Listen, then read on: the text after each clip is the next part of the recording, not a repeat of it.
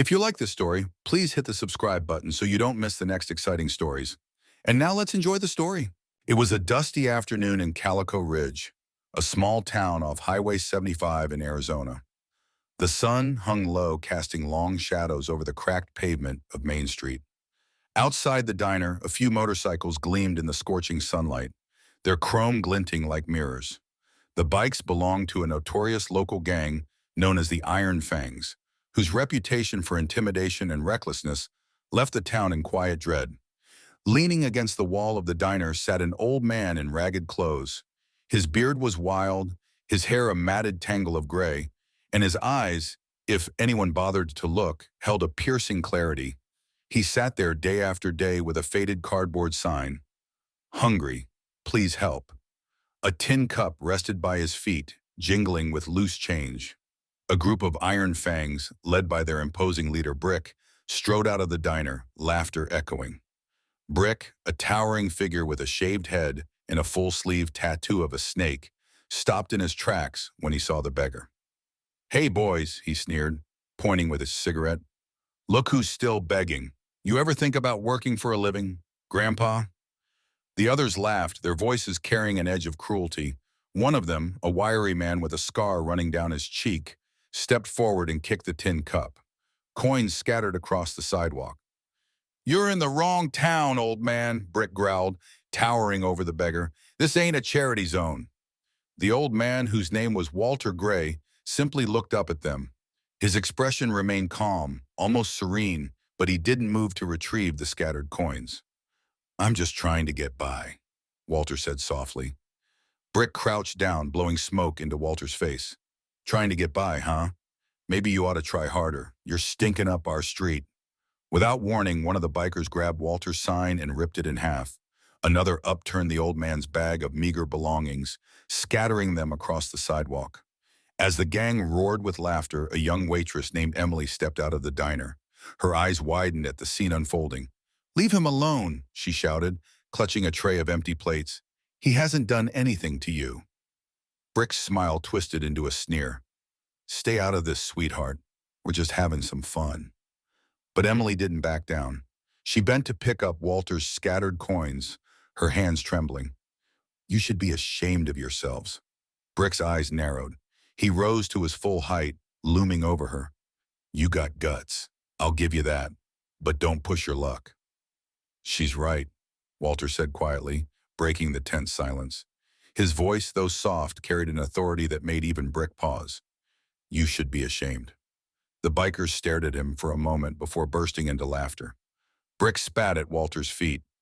"You've got a lot to say for a bum. Watch yourself, old man." As they mounted their bikes and roared away, Emily helped Walter gather his belongings. "You okay?" she asked, her voice filled with concern. Walter nodded, giving her a small smile. "I've seen worse, miss. Thank you." Emily looked at him curiously. There was something about Walter's composure, his calm in the face of cruelty, that struck her as unusual. "You don't seem scared of them." Walter chuckled softly.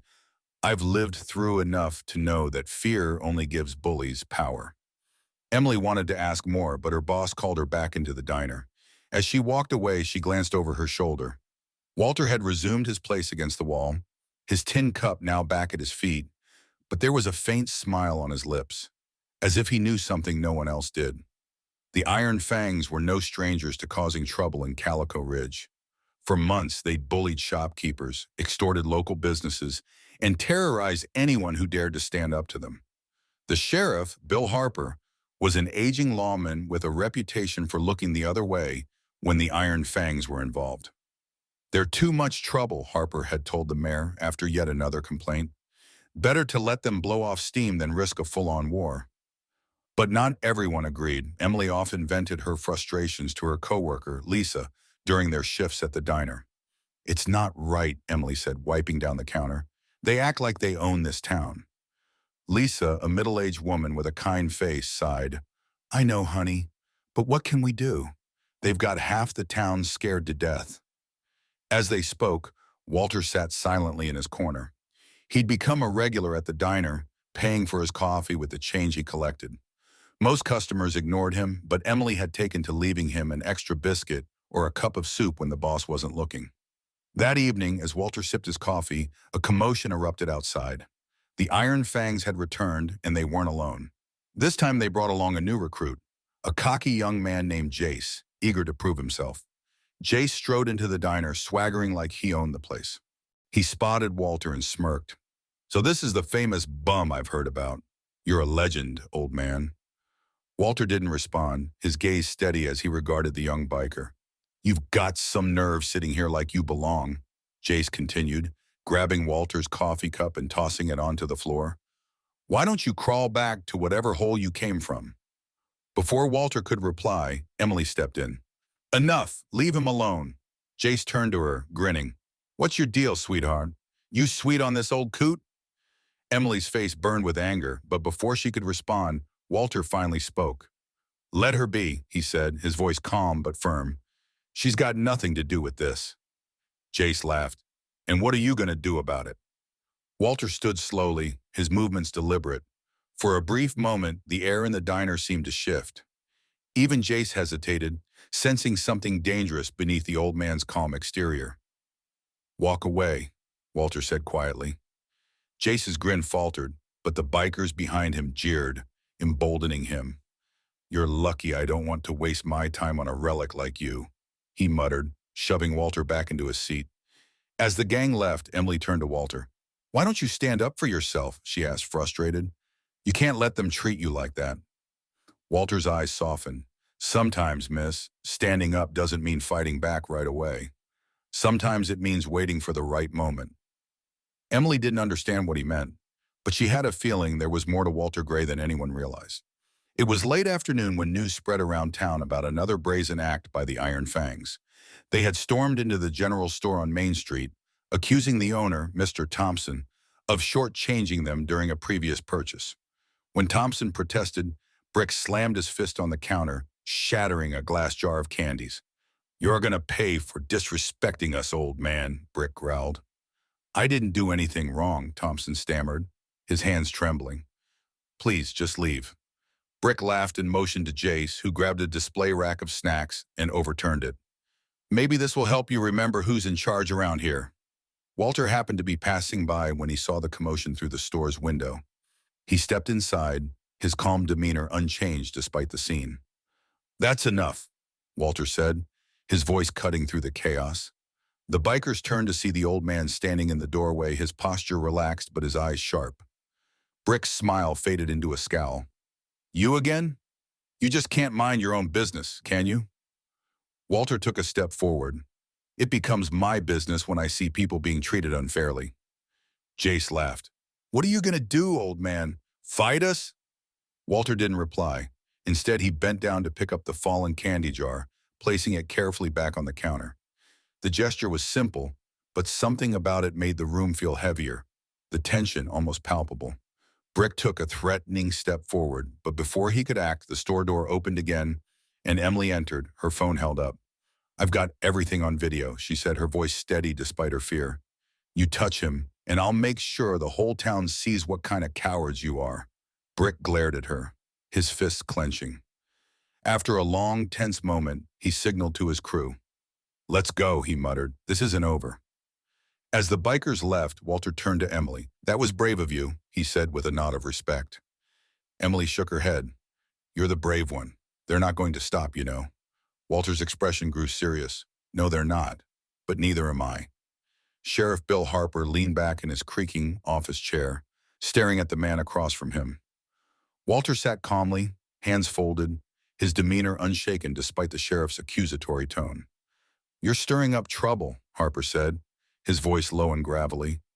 "The Iron Fangs are a nuisance, sure, but you're making them more dangerous. People around here don't want to fight."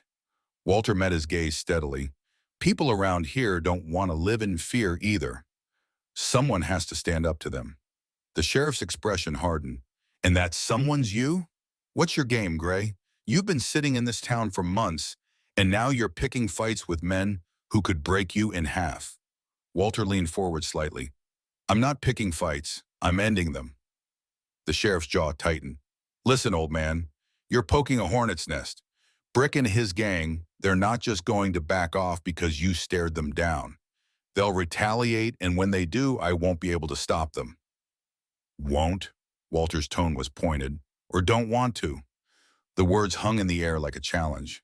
Harper's face reddened, but he didn't respond. Instead, he stood abruptly, gesturing to the door. I'm warning you, Gray. If this gets worse, don't expect me to save you. Walter stood, nodding politely. Thank you for your time, Sheriff. As Walter stepped out into the midday sun, Emily was waiting for him by the station steps. What did he say? She asked. Walter smiled faintly. He said enough. Now we know where he stands. Emily frowned. Which is where? Walter's eyes glinted with quiet determination. Out of the way.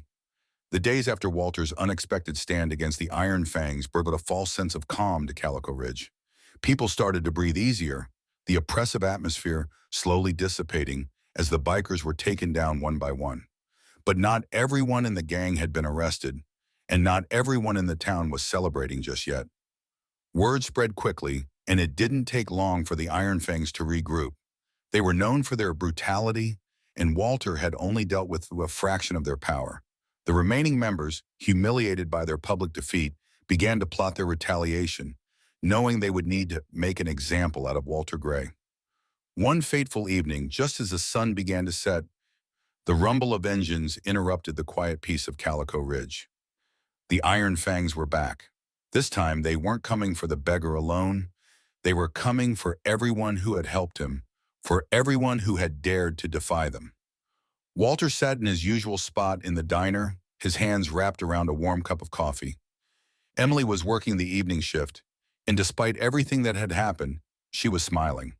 The diner had never been busier, and the community was slowly but surely rebuilding. But Walter knew better than to believe the peace would last forever. Suddenly, the door slammed open, and the familiar growl of Harley engines cut through the air. The Iron Fangs had arrived, led by a furious and red-faced Brick, his eyes scanning the diner like a predator searching for prey. You think this town's free now? Brick's voice echoed through the room as he stepped inside, followed by Jace and a few other bikers. You think you've won? He sneered, his eyes narrowing as they locked onto Walter's calm figure sitting at the counter. Emily froze, the tray in her hands shaking. Walter, however, remained composed, his gaze never leaving the leader of the gang. He didn't stand up immediately. He didn't even flinch. His quiet defiance spoke volumes. We don't take kindly to being embarrassed, Brick growled, his voice dripping with venom. You've made a mistake, old man, and now it's time to pay. Walter slowly set his cup down, his eyes never leaving Brick. This town doesn't belong to you, he said quietly but firmly. You can try to control it, but it will never belong to people like you. The bikers chuckled at the old man's defiance, but the tension in the room was thick. Everyone could feel it, and a collective unease swept over the diner. Even the regulars who had once ignored Walter now stared in shock. Emily wanted to say something, to help, but she knew this was Walter's fight. She couldn't protect him if things went south. But Brick wasn't alone in his anger. Jace, the cocky young biker who had mocked Walter before, stepped forward with a smirk. You want a lesson in respect, old man? He mocked, pulling out a chain from his belt. Walter didn't answer immediately. Instead, he allowed the room to fall silent for a few moments. Then he stood, slowly, deliberately, his frail body rising with the weight of years of experience and strength. His calm demeanor wasn't the sign of weakness the bikers assumed. It was the calm before the storm. Without a word, Walter took a step forward and with lightning speed struck out. His movement was almost imperceptible, but it was enough. Jace found himself on the floor, his chain slipping from his hand as Walter's precise strike disabled him instantly. The room erupted into chaos. The biker scrambled, stunned by the old man's sudden power. Brick lunged forward, but Walter sidestepped him with ease, his movements smooth and practiced, like a well-oiled machine. The diner patrons watched in disbelief as Walter, this old beggar, fought back with the skill of someone far younger. Brick's arrogance faltered as he realized he was facing more than just a helpless man. This was a fighter, a survivor, but his pride wouldn't let him retreat. You won't get away with this, Brick growled, backing away for a moment to assess the situation. But it was too late. The sirens of the sheriff's department wailed in the distance, a sign that Walter had prepared for this moment. As the sheriff and deputies rolled up outside, the bikers knew they were trapped. They had underestimated Walter, and now they would face the consequences. Sheriff Harper stepped inside, his eyes cold as he surveyed the scene. "You boys aren't welcome here," he said, his voice firm. "Not anymore." Brick's anger reached a boiling point, but the sight of law enforcement standing ready outside made him reconsider. His gang was crumbling. The power they once held was slipping away. Slowly, Brick and his men were arrested, their bikes confiscated, and their rule in Calico Ridge came to an end. The town of Calico Ridge was quieter than it had been in years. With the bikers gone, there was a sense of hope in the air, a sense of new beginnings. But for Walter, the victory didn't bring peace. It brought something far more complicated, the return of a past he had buried for decades. Weeks after the confrontation, as the sheriff and the town celebrated their newfound peace, Walter found himself sitting alone on the porch of his small home, staring at the horizon. Emily approached, as she often did, bringing him a hot meal. "Walter," she began softly, sitting down next to him, "you never told me why you left the life you had. You never told me what happened before." Walter looked at her, his face filled with quiet sadness. "There's a part of me that's buried, Emily, a part I've kept hidden for too long. But now, after all that's happened, it's time you knew the truth." He took a deep breath and began to speak, his voice low but steady. "I wasn't always a beggar. I wasn't always this old man who sits in diners. I used to fight for something much bigger. I served in covert operations, in missions so dangerous that they're better left forgotten. The things I did, the people I lost, it's not something I'm proud of, but it's something I can't run from anymore." Emily listened in silence, her heart heavy with the weight of Walter's words. "I walked away from it all," Walter continued, "because I wanted to find peace. I wanted to forget the violence, the killing, the things I had to do. But you don't always get to choose when the past comes back for you. The past, Walter realized, had come back in the form of the Iron Fangs. But now, with them gone, he could finally begin to make peace with himself in the town that had once overlooked him.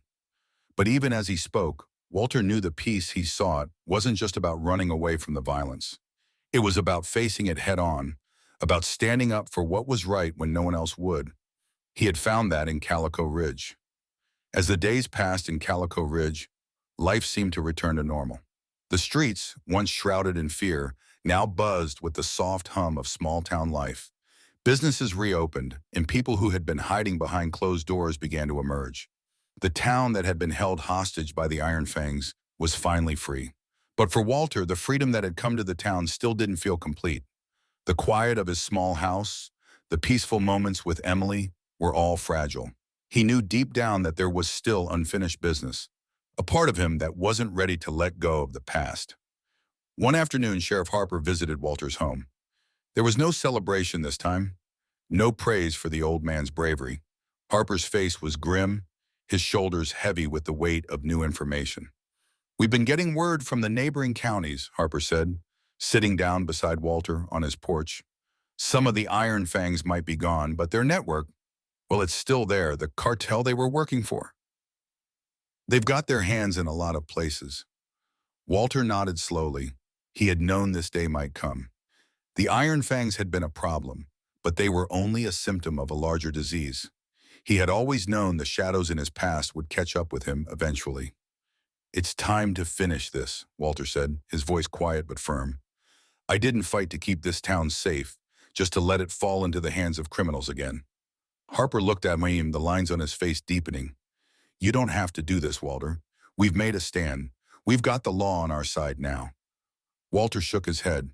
"It's not about the law anymore. It's about the people. It's about standing up for them, even when they don't know they need it. I've been running from my past for too long. Now I'll face it head on." Harper hesitated, but then stood up, offering Walter a hand. "You've taught us all something, Walter. If you need help, you've got it." Word spread quickly through Calico Ridge. Walter wasn't just an old man who had a past anymore. He had become the town's protector, their silent hero. The local sheriff's department, along with a few trusted allies from the community, began organizing. They knew the cartel, the remnants of the Iron Fangs, were coming. They couldn't afford to sit back any longer. Walter's old training kicked in. He contacted old allies, veterans, and ex-law enforcement officials who owed him favors from his past. Together, they began preparing for the final battle. On the night of the confrontation, the town's streets were eerily quiet. The air was heavy with anticipation. The bikers had arrived, but this time they were not just a small gang. They were backed by powerful figures, the cartel's enforcers. The sound of engines filled the air, growing louder as they approached. Walter stood at the front of the diner, his back straight, his gaze unwavering.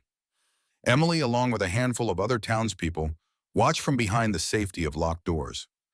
"This is it," Emily whispered, her voice filled with a mixture of fear and admiration. "Are you sure about this?" Walter turned to her, offering a rare smile. "It's not about being sure. It's about doing what's right. And sometimes doing what's right means standing alone." The bikers rolled into the center of town. Brick, the leader of the Iron Fangs, stepped off his bike first. His face twisted into a grin as he scanned the streets. "You think you can win this, old man?" Brick's voice echoed across the street. "You're not even worth the dirt on my boots." Walter stepped forward, his movements calm and deliberate. "I'm not here to win. I'm here to end it." The moment the words left Walter's lips, the battle began.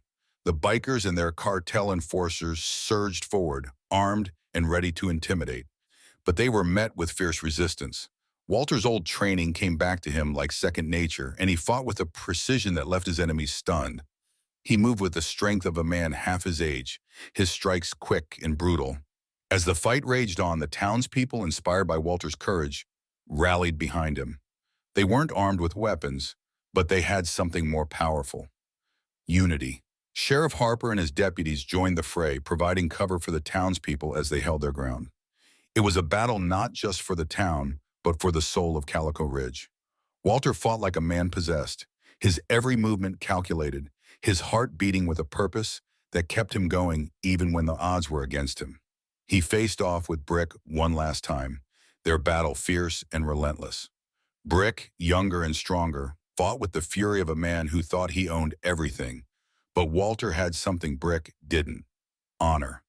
With one final crushing blow, Walter disarmed Brick, sending him to the ground. The remaining bikers hesitated, unsure of what to do. They had never seen a man like Walter before, someone who fought not for power but for justice. The sheriff's department quickly rounded up the remaining gang members, but not before they had learned a hard lesson. This town wasn't theirs to take.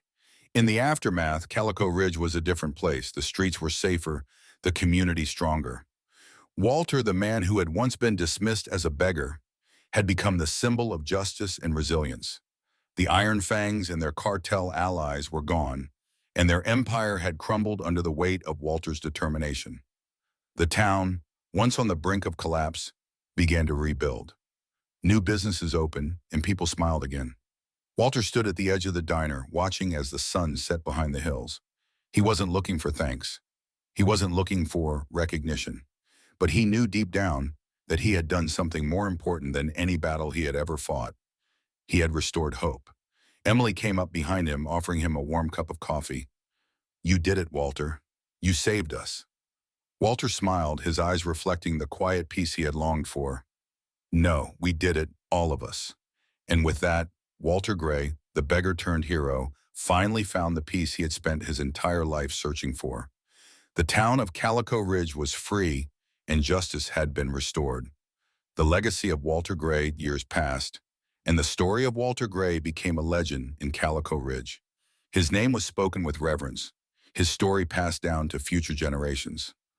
The once quiet beggar had become the hero who saved the town, and in doing so had shown everyone that it wasn't the past that defined them, but the choices they made in the present. As the town thrived, so did the memory of Walter's courage. He may have been an old man, but in the end, he had taught them all the most important lesson of all. Courage doesn't come with age, it comes from within. Thank you for watching this video. If you enjoyed it, Please support me by clicking the logo in the bottom right corner to subscribe to my channel. This way, you won't miss any of the exciting stories coming up. Thank you so much.